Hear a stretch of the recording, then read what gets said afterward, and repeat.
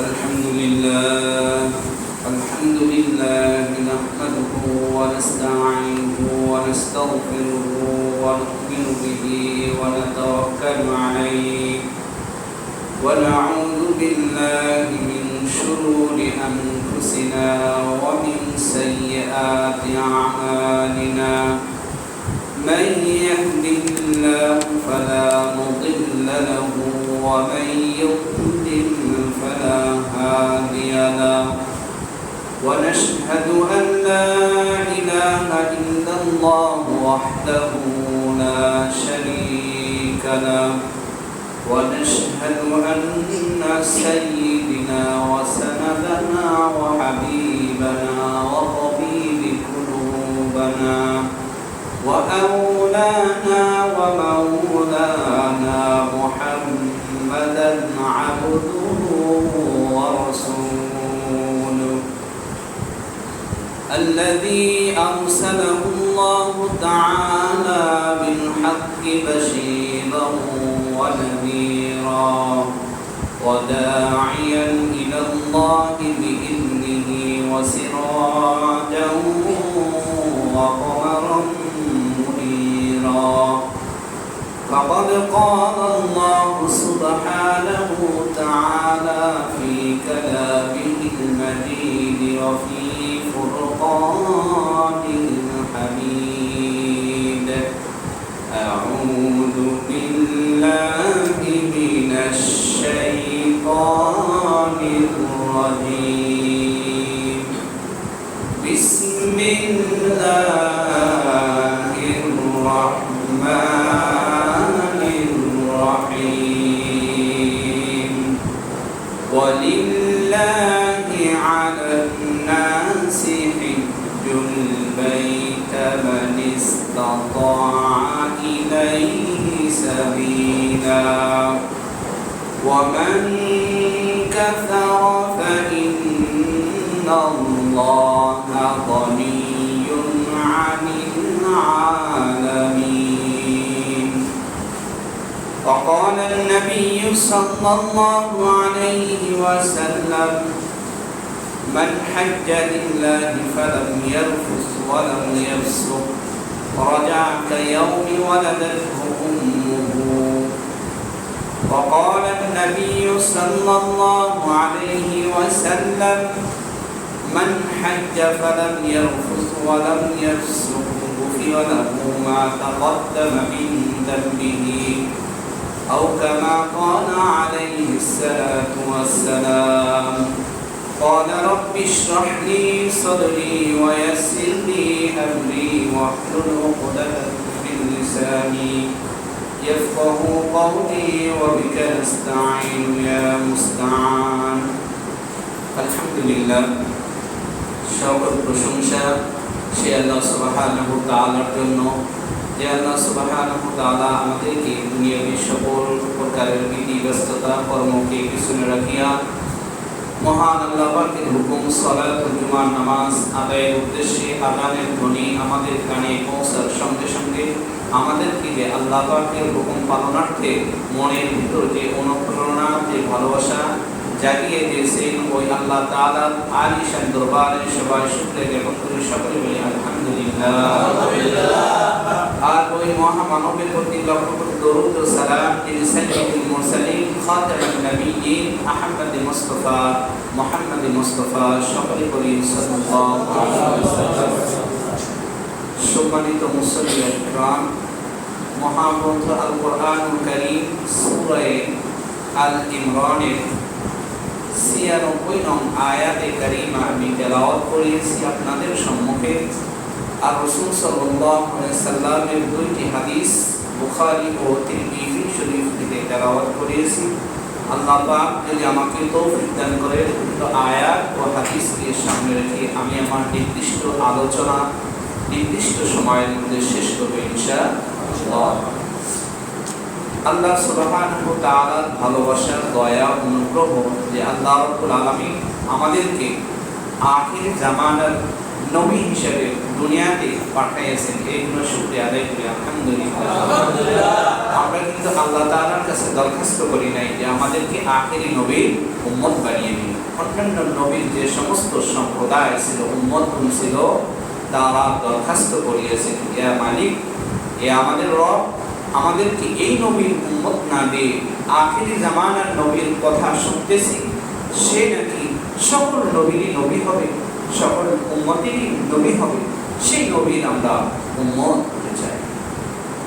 আমরা এমন এক নবী পেয়েছি, নবীর আদর্শ, রেখে যাওয়া আদর্শ, সেই আদর্শ আমি আপনি যতক্ষণ যে ব্যক্তি হোক ন্যায় নীতির উপর আছে, কোরআন হাদিসের উপর আছে, ততক্ষণ আমরা তাকে সেলুট জানাবো, সম্মান করবো, ভালোবাসবো, আল্লাহর জন্য ভালোবাসবো। কার জন্য ভালোবাসবো? যদি কোনো ব্যক্তি, সে ইমাম হোক, মুয়াজ্জিন হোক, খতিব সাহেব হোক, যাই হোক না কেন, সে যদি কোরআন ও হাদিসের বাইরে হয়, তাহাকে তৎক্ষণাৎ আমরা প্রত্যাখ্যান করতে পারবো। কেন? শরীয়ত আমাদেরকে বলিয়েছে, মহান আল্লাহ পাকের এটা সিস্টেম, নিজাম, তেনার নিয়ম নীতি, যে মানুষকে ভালোবাসতে হলে তাহাকে তাদেরকে ভালোবাসবে। আমার গুণগুণ যদি ওই ব্যক্তির মাঝে থাকে, আমার যে সকল হুকুম আমি করতে বলেছি সেই সকল হুকুম যদি তার মাঝে থাকে, তাকে ভালোবাসো। আর যে সকল হুকুম থেকে আমি দূরে থাকার কথা বলিয়েছি, সেই সকল হুকুম নাফরমানি যদি সেই বান্দা করে, তার কাছ থেকে দূরে থাকো। তাহলে ভালোবাসতে হবে। যদি খারাপ ব্যক্তি হয়, আমার আপনার সম্পর্ক থাকবে, এই খারাপ ব্যক্তি যেন আমার আচরণ দেখে, আমার কথাবার্তা, চাল চলন, সর্বক্ষেত্রে আমাকে যেন সে কোনো এক সময় যেন তার মনের ভিতরে এই একটা আদর্শ ঢুকে যেতে পারে বা ঢুকতে পারে, বা হয় যে সে আমার কাছেই চলাফেরা করে, তার ভিতরে এত পরিবর্তন আর আমার ভিতরে কোনো পরিবর্তন নাই, এটা হতে পারে না। যখন কোনো ব্যক্তি অনুশোচনা দ্বার প্রান্তে দাঁড়াইবে, অনুশোচনা দরজায় দাঁড়িয়ে নিজেকে বাস্তব রূপে দেখতে চায়, তখন সেই ব্যক্তি অটোমেটিকলি পরিবর্তন হতে পারে। এটা কোরআনের মুআজিজা। তো আজকের আলোচনার আলোচ্য বিষয় হজের গুরুত্ব ও তার তাৎপর্য। যেহেতু সামনে আসতেছে আমাদের জিলহজ মাস, এই জিলহজ মাস আসতেছে, এই জন্য আজকে শাওয়াল মাসের শেষ জুমা আমাদের কাছ থেকে বিদায় নিয়ে চলে যাবে। 28 তারিখ আছে, যখন জিলহজ মাস এসে যাবে, জিলহজ মাসের যে করণীয়, যে সমস্ত বর্জনীয়, সে সম্পর্কে আল্লাহ রাব্বুল আলামিন বিশেষ কিছু একটা ইবাদতের নির্দিষ্ট একটা সময় রেখা দিয়েছেন। এই সময়ের মাঝে, এই বছরের মাঝে, এই মাসের মাঝে এই ইবাদতগুলো বান্দার সাথে সম্পর্ক, সেটা শারীরিকের সাথে সম্পর্ক হতে পারে, এরপরে মালের সাথে সম্পর্ক হতে পারে। ইসলামের ভিত্তি আমরা জানি কয়টি? 5টি। ইসলামের ভিত্তি কয়টি বলেন সবাই? 5টি। তার মধ্যে কালেমা, নামাজ, রোজা, হজ, যাকাত আমাদের কাছ থেকে চলে গিয়েছে। তো জাকাতের অংশ পরবর্তীতেও দেওয়া যাবে, যদি এখন কেউ জাকাতের নেশার পরিমাণ মালিক হয়ে যায়, সে এখনো দিতে পারবে, সমস্যা নেই, জাকাত সবসময় চলে। কিন্তু আপনি এই যে হজের যে সংক্রান্ত আলোচনা, এই হজটা যখন তখন চাইলে আপনি করতে পারবেন। এর একটা নির্দিষ্ট সময় রয়েছে, ওই নির্দিষ্ট সময় যদি কোনো ব্যক্তি তার কাছে ওই জায়গায় যাওয়া এবং আসা, সেখানে থাকা, বাসায় যারা থাকবে তাদেরকে খরচ মেন্টেনিটি করার পর এবিলিটি যাদের থাকবে, এই সমস্ত ব্যক্তিদেরকে আল্লাহ তাআলা বলে তারা যেন আমার বাইতুল্লাহ ওয়াফ করে। বলুন না সুবহানাল্লাহ। তো সে আয়াতে কারিমায় আমি তেলাওয়াত করেছি, সূরা আল ইমরানের 97 নং আয়াতে কারিমা তেলাওয়াত করেছি। আল্লাহ সুবহানাহু ওয়া তাআলা বলেন, وَلِلَّهِ عَلَى النَّاسِ حِجُّ الْبَيْتِ مَنِ اسْتَطَاعَ إِلَيْهِ سَبِيلًا وَمَنْ كَفَرَ فَإِنَّ اللَّهَ غَنِيٌّ عَنِ الْعَالَمِينَ। আল্লাহ সুবহানাহু ওয়া তাআলা তা আগে 96 নং আয়াতে বলেন, إن أول بيت وضع للناس الذي بمكة مباركا وهدى للعالمين। আল্লাহ তাআলা পৃথিবীর বুকে, আসমান জমিন সৃষ্টি করার পর পৃথিবীর বুকে মানুষের জন্য ইবাদতগাহ একটা নির্মাণ করলেন। সেই ইবাদতগাহ ধারাবাহিকভাবে আসছে, আল্লাহ তাআলা করিয়ে নিয়েছেন বিভিন্ন নবীর মাধ্যমে। তো প্রথম যে ঘরটা হয়েছে, সেই ঘরটা বাইতুল্লাহ কাবা, সেই ঘরটার নাম কি বলেন? বাইতুল্লাহ। সেটা কোথায় অবস্থিত? আল্লাহ তাআলা নিজে বর্ণনা করেছেন, লাল্লাযী বিবাক্কাতা মুবারাক। সুবহানাল্লাহ। আল্লাহ তাআলা বলেন, এটা দুনিয়ার কোন জায়গায় আমি এটা নির্মাণ করি নাই, উপস্থাপনা করি নাই, এটাকে আমি তোমাদেরকে এমন একটি জায়গায় উপস্থাপনা করেছি, ইবাদতগাহ হিসেবে দান করেছি, সেটা লাল্লাযী বিবাক্কাতা মুবারাক, যেটা মক্কায় অবস্থিত। সুবহানাল্লাহ। এই মক্কার আশেপাশে আল্লাহ আরো অন্য জায়গায় বলেন, সূরা বনী ইসরাঈলে বলেন, এই জানালাটা একটু অনগ্রহ হয়ে লাগে, আওয়াজ আসতেছে।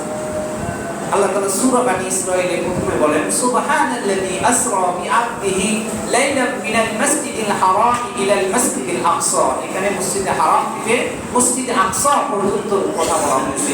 এর আশেপাশে যা কিছু দেখবে, যত কিছু দেখবে তুমি, দেশ, উপদেশ, শাখা দেশ, মহাদেশ, যাই দেখো না কেন, আরবিক দেশ বলো, অনারবিক দেশ বলো, সব দেশের মধ্যে আমি আল্লাহ রাব্বুল আলামিন বারাকাত দিয়ে ভরপুর করে রেখেছি। সুবহানাল্লাহ।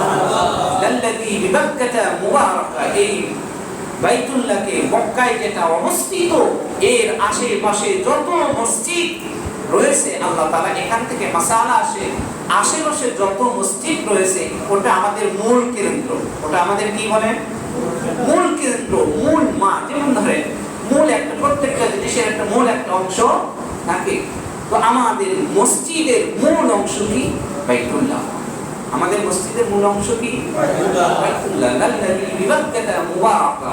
এই মসজিদের মূল অংশ থেকে পৃথিবীর বুকে বিভিন্ন আনাসে কানাসে, দেশ, উপদেশ, মহাদেশ, গ্রাম, শহর, আরো শহরে, সব জায়গায় আল্লাহ তাআলা মসজিদ নির্মাণ করেছেন, যেখানে ওই মসজিদের কথা আবার হলো আসতে আদম আলাইহিস সালামের মাধ্যমে আসতে সব কিছুকে আল্লাহ তাআলা সেই জায়গায় তিনি একটা, সেটা হয়তো বড় মসজিদ হতে পারে, ছোট মসজিদ হতে পারে, এরপরে আবার আন্তর্জাতিক পর্যায়ে একটা মসজিদ হতে পারে, আল্লাহ রাব্বুল আলামিন নির্মাণ করে দিয়েছেন।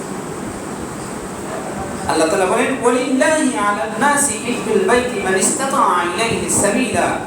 যাদের সামর্থ্য রয়েছে, টাকা পয়সা রয়েছে, এই জায়গায় আসার মতো এবিলিটি রয়েছে, মানে সক্ষমতা রয়েছে, শক্তি রয়েছে, ওখানে যাওয়ার আবার আসা, এই শক্তি, টাকা পয়সাও থাকতে হবে, শারীরিক শক্তিও থাকতে হবে, উভয়টাই।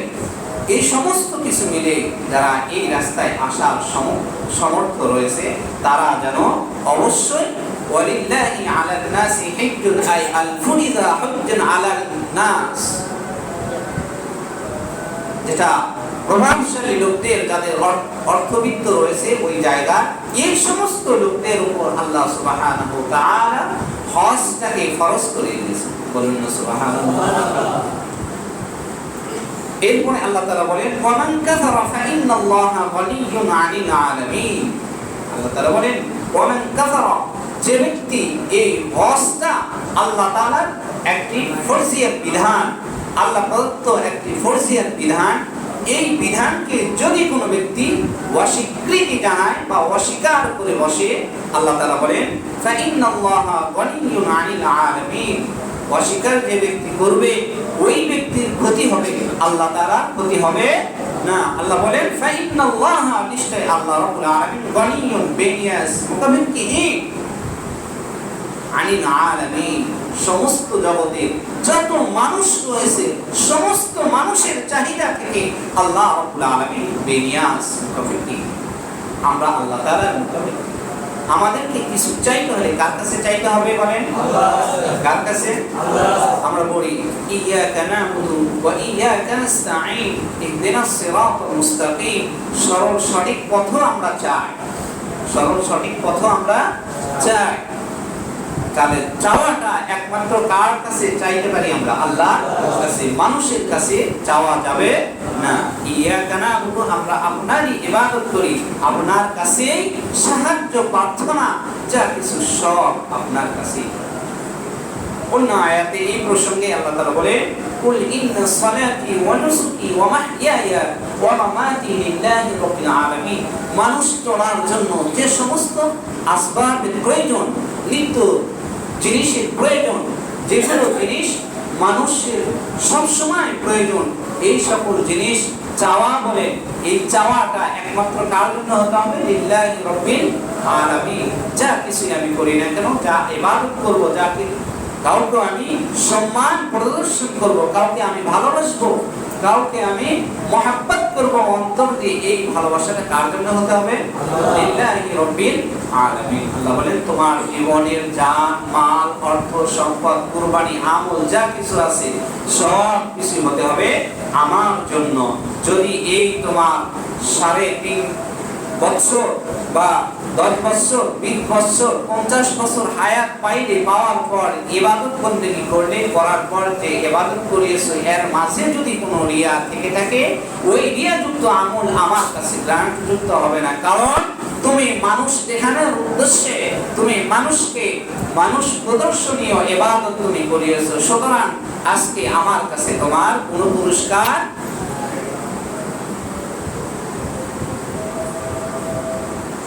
দ্বিতীয় নাম্বার, আল্লাহর হাবিব সাল্লাল্লাহু আলাইহি ওয়াসাল্লাম হজ সংক্রান্তে, হজের যে ফাজাইল সম্পর্কে 4টি হাদিস উল্লেখ করবে ইনশাআল্লাহ।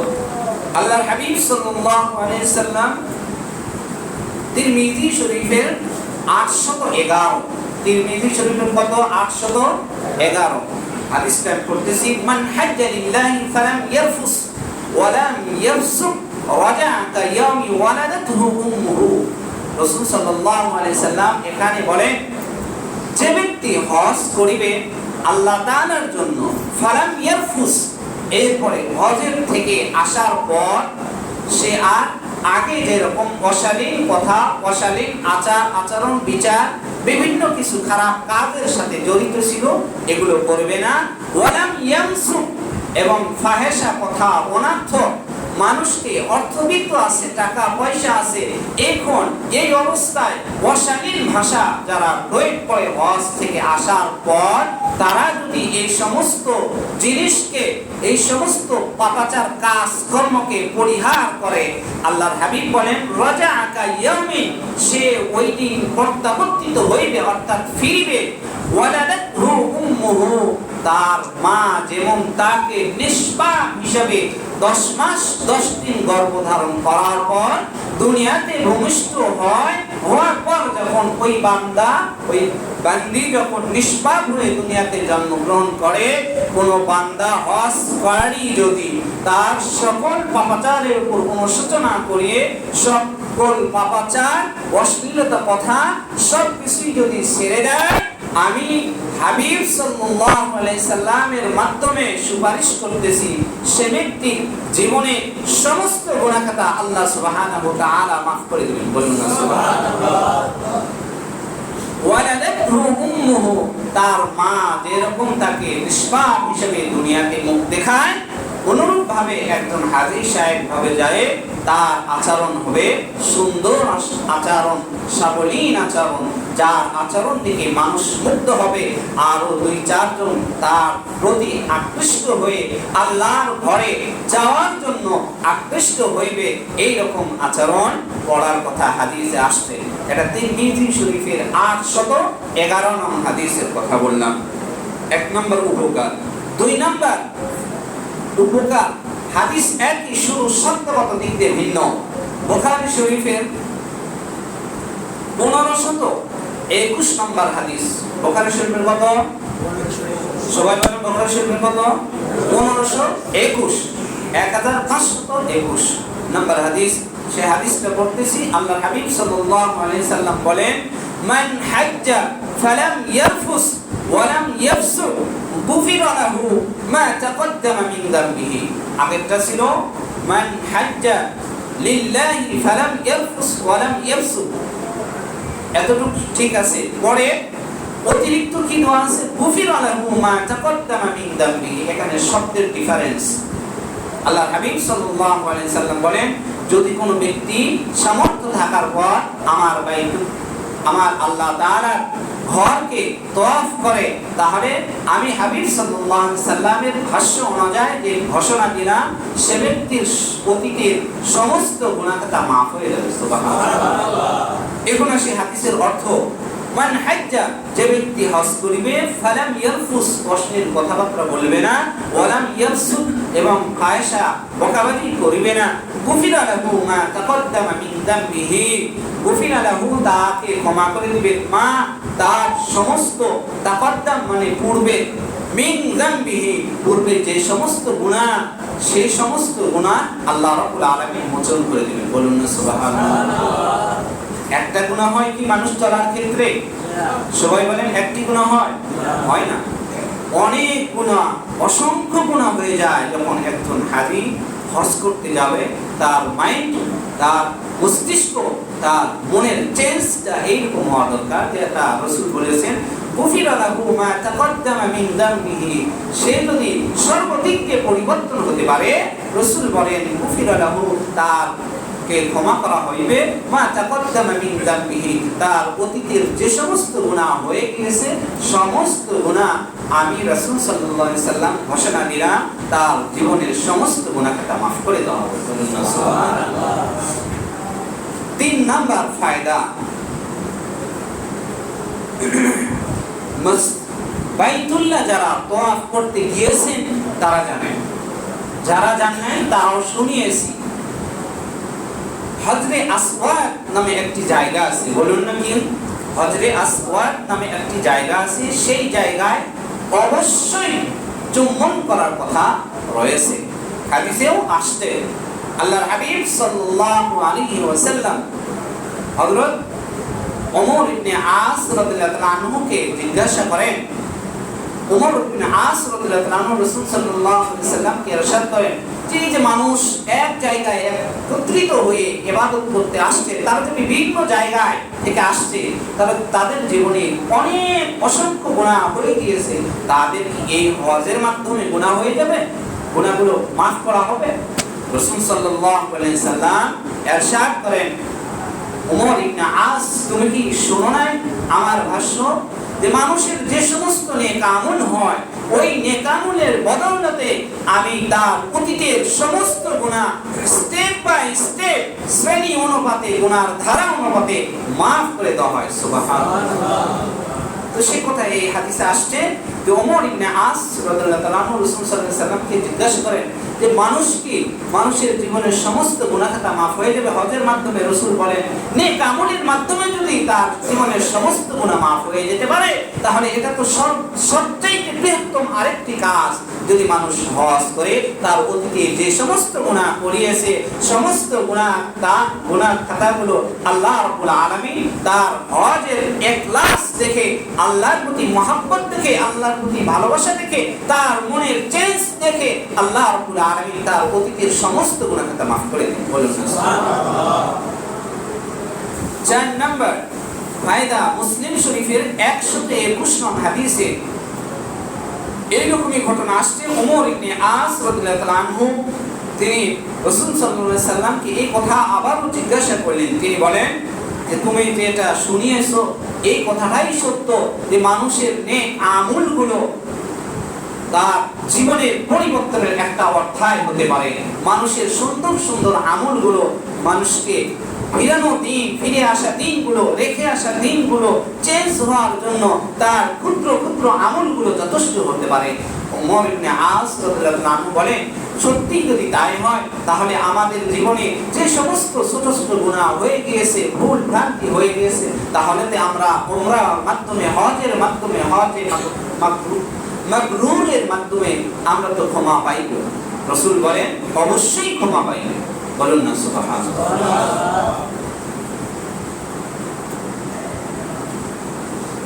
আরেকটি ফায়দা আসছে বুখারী শরীফের 1516 নং হাদিসে। আল্লাহর হাবিব সাল্লাল্লাহু আলাইহি সাল্লাম এখানে বলেন, যারা হজ করবে, পরম্পরা জিজ্ঞাসা করা হয়, সেই সামনে হাদিস আসতেছে, রাসূল সাল্লাল্লাহু আলাইহি সাল্লামকে কোন এক ব্যক্তি বা কোন সাহাবী জিজ্ঞাসা করলেন যে সবচেয়ে বৃহত্তম আমল কোনটি? রাসূল সাল্লাল্লাহু আলাইহি সাল্লাম বললেন, সবচেয়ে বৃহত্তম আমল হচ্ছে হজ করা। কি করা বলে? হজ করা। কেন? হজটা একটা জিহাদের অংশ বিশেষ। কারণ জিহাদের ময়দানে যেরকম কষ্ট, ত্যাগ, তিতিক্ষা করতে হয়, হজের ময়দানে অনুরূপভাবে ত্যাগ, তিতিক্ষা, সর্বদিকে শারীরিক কষ্ট আর্থিক কষ্ট, মানের কষ্ট, সব দিক দিয়ে আত্মীয় স্বজনের সাথে দূরে থাকা, আবার শান্তিতে ঘুমানো, সব কিছু এক কথায় সব দিক দিয়ে কষ্ট স্বীকার করতে হয়। এই জন্য বলা হয়েছে যে হজ একটা জিহাদের অংশ বিশেষ। এটা 5 নাম্বার গেল। 6 নাম্বার যেটা উপকারের কথা আসছে, হজ্জে মাবরুর যেটাকে বলা হয়, হজ্জে মাকবুল। বুখারী শরীফের 1519 নং হাদিস। এখানে ওই 4 নাম্বার 6 নাম্বার হাদিসের কথা আমি আলোচনা করতেছি। দেখেন ওখানেও হাদিস আছে 5 নাম্বার, এখানে লম্বা হাদিস আছে। قال النبي صلى الله عليه وسلم أي الأعمال أفضل؟ قال إيمان بالله ورسوله। কোন এক ব্যক্তি বা কোন এক সাহাবী রাসূল সাল্লাল্লাহু আলাইহি সাল্লামকে জিজ্ঞাসা করলেন আইউল আমালি আফদাল, যে আমলের মধ্যে সবচেয়ে বৃহত্তম আমল কোনটি? ক্বালা, রাসূল বললেন, ক্বালা ফাইল অর্থাৎ বর্ণেওয়ালা ফাইল যেটাকে বলা হয়, আল্লাহর হাবিব সাল্লাল্লাহু আলাইহি সাল্লাম বুঝায় আল ঈমানু বিল্লাহি ওয়া রাসূলিহি।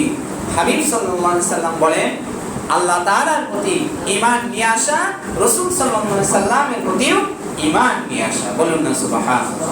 এটা একটা। দ্বিতীয় নম্বর পয়েন্ট, কিলা সুম্মা মাযা? সাহাবীরা জিজ্ঞাসা করলেন এরপর কোন আমল সবচেয়ে বৃহত্তম? অর্থটা ইবাদতটা হবে কিলা সুম্মা মাযা আইউল আমালি আফদাল। এমন ইবাদত হওয়া দরকার ছিল, কিন্তু হাদিস লম্বা চড়া হবে বিধায় এত দূর নিয়ে আসে নাই। কিলা সুম্মা মাযা, ওই সাহাবী জিজ্ঞাসা করলেন এরপরে কোন আমলটা সবচেয়ে বৃহত্তম আমল? ক্বালা জিহাদুন ফি সাবিলিল্লাহ। রাসূল সাল্লাল্লাহু আলাইহি সাল্লাম উত্তর দেন ক্বালা জিহাদুন ফি সাবিলিল্লাহ, আল্লাহ তাআলার রাস্তায় জিহাদ করা। বলুন না সুবহানাল্লাহ। তৃতীয় নাম্বার পয়েন্ট যেটা নিচে আসছে 6 নম্বরের কথা, যেটা ফায়দার কথা, উপকারের কথা আসছে, কিলা সুম্মা মাযা আফদালু? সুম্মা কিলা মাযা আইউল আমালি আফদাল? এরপর কোন আমলটা সবচেয়ে বৃহত্তম আমল হিসেবে গণ্য বা বিবেচনা হবে? রাসূল সাল্লাল্লাহু আলাইহি সাল্লাম বলেন ক্বালা হাজ্জুন মাবরুরুন। হজ্জে মাবরুর অর্থাৎ হজ্জে মাকবুল যেটাকে বলা হয়, এই হজ্জের কথা বলা হয়েছে। এই হজটা আমি আপনি তখনই করতে পারবো যখন আমার সব কিছু মালিকের জন্য হবে। মালিকের জন্যই যদি হয়ে থাকে, মালিক আমার মনের ভিতরের অংশটা দেখেন। যেমন আল্লাহ তাআলা কুরবানির ক্ষেত্রে বলেছেন লা ইয়ানালুল্লাহু লুহুমুহা ওয়ালা দিমাউহা ওয়ালাকিন ইয়ানালুহু তাকওয়া মিনকুম। এখানে তাকওয়ার পরিচয় দেওয়া হয়েছে। আমার আপনার প্রত্যেকটা কাজ আমল হবে তাকওয়ার উপর, ঈমানের উপর, মনের নেক কাজের উপর, সততার উপর ডিপেন্ড করবে, যেটা রাসূল বলেছেন। বুখারী শরীফের হাদিস, হাদিসে জিবরিল যেটাকে বলা হয়, প্রথম হাদিস ইন্নামাল আমালু বিন্নিয়াত, যে হাদিসকে বলা হয় হাদিসে জিবরাইল, যে মানুষের প্রত্যেকটি কাজ তার নিয়তের উপর ডিপেন্ড করবে। আবার আরেকটা হাদিস আসছে ইন্নামাল আমালু বিল খাওয়াতিম, মানুষের সমস্ত কাজ তার নিয়তের পরিশেষের উপর নির্ভর করবে। তাহলে সব কিছু মিলে কোরআন ও হাদিস দ্বারা বোঝা গেল আমাদের আমল, আমাদের হজ, আমাদের কুরবানি, আমাদের নামাজ, আমাদের যাকাত, আমাদের চলা, আমাদের ব্যবসা, আমাদের বাণিজ্য, যা কিছুই আমরা করব না কেন সব কিছুই হবে কার জন্য? আল্লাহ তাআলার জন্য। যদি আল্লাহ তাআলার জন্য হয়, আল্লাহ হাবিব সাল্লাল্লাহু আলাইহি সাল্লামের ভাষ্য অনুপাতে, আল্লাহ তাআলার ঘোষণা অনুপাতে উভয়টার সমন্বয়ে, তাহলে ওই বান্দা হবে সফলকামী। অন্যথায় সফলকাম হতে পারবে। এরপরে আসি হজের দ্বারা, হজ দ্বারা এই মুসলিম উম্মাহাতের মাঝে 4টি মোটামুটি বৈশিষ্ট্য বা 4টি ঐক্যর সামঞ্জস্যতা মিলের একটা কাঠামো পাওয়া যায়। 1 নম্বর, যে ব্যক্তি মন প্রাণ দিয়ে, যে ব্যক্তির মন ও প্রাণ, মন মানসিকতা সব সময় পরিবর্তন হওয়ার, যে একটা চেঞ্জ হওয়ার একটা সময়, এটা একমাত্র ইবাদত। সেই ইবাদতটা কি? হজ। সেই ইবাদতটা কি? হজের মাধ্যমে। দেখেন এখানে অনেক এই এলাকায় প্রভাবশালী রয়েছে যারা হজের সময় ওই জায়গায় গিয়েছে, বিভিন্ন জায়গা থেকে আসছে, বিভিন্ন দেশ থেকে আসছে হজ করার জন্য, বিভিন্ন উপদেশ মহাদেশ থেকে আসছে তারা। তো ওই সময় তাদের মাঝে পরস্পর আর দ্বিধাদ্বন্দ্ব কলহ কোনো কিছুই থাকে না। এখানকার যে নেতা তাকে আর সেই জায়গায় গণারই কোনো সুযোগ থাকে না। তো এই যে একটা বৈষম্য দূর হয়ে যায় হজের মাধ্যমে, একটা ইবাদতের মাধ্যমে। 2 নাম্বার, হজ এটা একটি সম্মিলন। হজ এটা একটি সম্মিলন, বিভিন্ন অঞ্চল থেকে আসে। এখানে আমরা আসছি বিভিন্ন অঞ্চল থেকে, আর ওই জায়গায় বিভিন্ন অঞ্চল, দেশ প্রদেশ মহাদেশ থেকে আসে, ওই জায়গা থেকে আসে। আসার পরিবর্তে এখানে একটা মানুষের চেঞ্জ হওয়ার একটা সময় থাকে। 2 নাম্বারটা গেল। 3 নাম্বার, বৈষম্য দূর হয় একমাত্র হজের মাধ্যমে। বৈষম্য দূর হয় কার মাধ্যমে? হজের মাধ্যমে। বৈষম্য দেখেন, ওখানে যাচ্ছে একজন ব্যক্তি যদি একটু অসুস্থ হয়ে পড়ে যায়, সবাই তো একরকম নয়। যাদের দিনের ভালোবাসা আছে, আল্লাহর প্রতি ভালোবাসা আছে, তারা ওই ব্যক্তিকে সমর্থন করে, তা একটু তোলা বা সহযোগিতা করা। যে সমস্ত ব্যক্তি এই সমস্ত কাজ করে, হাদিসে আসছে এই সমস্ত ব্যক্তি পাবে হজ্জে মাকবুলের সওয়াব।